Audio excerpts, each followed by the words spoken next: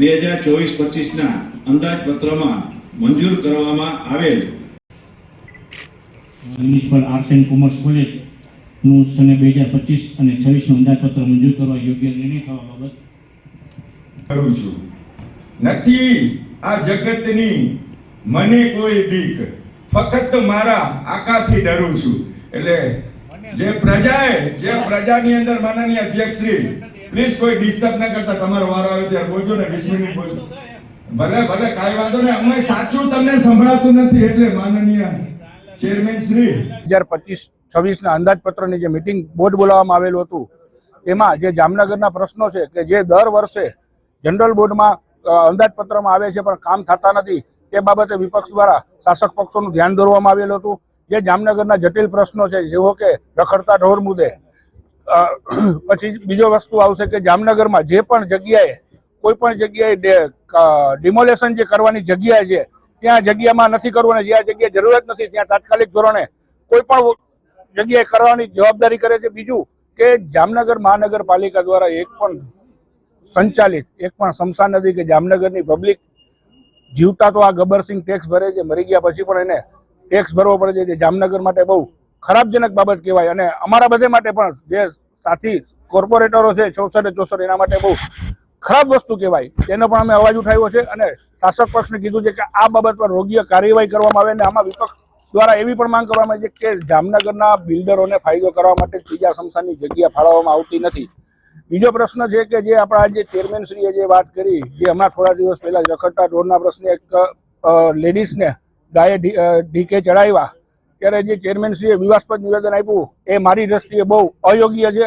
આ વસ્તુનું નિવેદન ના આપવું જોઈએ, પોતાના પદની ગરિમા જાળવવી જોઈએ અને જો જામનગર મહાનગરપાલિકા દ્વારા જે ટેક્સ વધારવામાં આવ્યો છે તે તાત્કાલિક ધોરણે ટેક્સ પાછો ખેંચવામાં નહીં આવે તો જનતાને સાથે રાખીને અમે આંદોલન પણ કરશું. મહાનગરપાલિકાના જે અમારા સાથી સભ્યોએ જે વાત કરી કે ટેક્સ જે ફી વધારવામાં આવે છે કે 15 રૂપિયા એડમિશન ફી છે કે 80 રૂપિયા એક્સરેના છે, તેની પણ અમે માંગણી કરેલી છે કે આ પ્રાઇવેટાઇઝેશન જેવું લાગે છે તો આના ઉપર પણ ફી આની બધી રદ કરવામાં આવે અને લોકોને રાહત મળે તે માટેનું કાર્ય કરવામાં આવે. મજરો થયું ત્યારથી મેં કે જામનગર મહાનગરપાલિકામાં ટ્રાફિક સિગ્નલ ચાલુ જોયા જ નથી. અત્યારે અમને એવો જવાબ મળ્યો કે ઓવરબ્રિજની હિસાબે ટ્રાફિક સિગ્નલો ચાલુ છે પણ જ્યાં ઓવરબ્રિજ નથી ત્યાં પણ ટ્રાફિક સિગ્નલો નથી અને જામનગરની પ્રજાને ટ્રાફિકથી પરેશાન થાય છે. વિકાસની પરવાનગીનો ભરપાઈ કરવાના થતા ચાર્જીસના હપ્તા એટલે કે પાર્ટ ટાઈમ પેમેન્ટની નવી પોલિસીની ભલામણ કરવામાં આવેલ છે. મિલકત વેરામાં ડિફેન્સ કર્મચારીઓ, એક્સ સર્વિસમેન, શહીદો, વિધવા અને સૈનિક માતાઓ તથા તેમના ધર્મપત્નીની મિલકત વેરામાં માફી આપવામાં આવેલ છે. આ બજેટમાં વોટર ચાર્જીસ મીટર વિનાના અને મીટરવાળા કનેક્શનો અંગે પીવાના પાણી, ટેન્કર અને ભૂતિયા કનેક્શન રેગ્યુલાઇઝ કરવાના ચાર્જીસના plumbing license fee, gas, telephone, OFC કેબલનું ભાડું, પીજીવીસીએલના વાર્ષિક ભાડા દર, ટાઉન હોલ ભાડાના દર, શ્રીમતી મણિબેન એમપી શાહ સભાગૃહ કોમ્યુનિટી તથા આર્ટ્સ ગેલેરી ભાડાના દરો અને ડિપોઝિટ સોલિડ કનેક્શન ચાર્જીસમાં ઇમ્પ્રુવમેન્ટ, ગ્રીનરી ચાર્જ, ભૂગર્ભ ગટર, house tax charge, town hall પ્લાનિંગનો ભાડાના દરો, નવા બિનખેતી લેઆઉટમાં ચાર્જીસ, સ્ટ્રીટ લાઇટ યુઝર્સ ચાર્જમાં ફેરફાર કરવામાં આવેલ છે.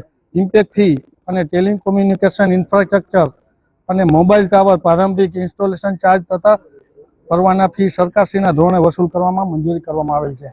આ ઉપરાંત મહાનગરપાલિકામાં બાકી ટેક્સ લેણામાં જે વર્ષોથી બાકી રહે છે તે અંગે વધુમાં એક વખત 15/2/2025 થી 31/3/2000 સુધીની વ્યાજ માફી તથા પેનલ્ટી માફી આપવામાં આવે છે.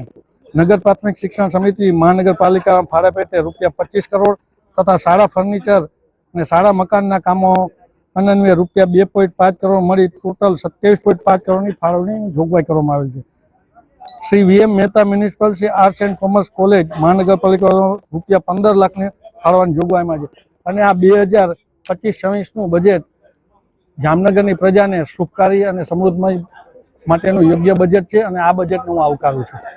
25-26નું અંદાજપત્ર મંજૂર કરવા અંગે યોગ્ય નિર્ણય થવા બાબત agenda item number 3 standing committee ઠરાવ નંબર 926 તારીખ 10/2/2025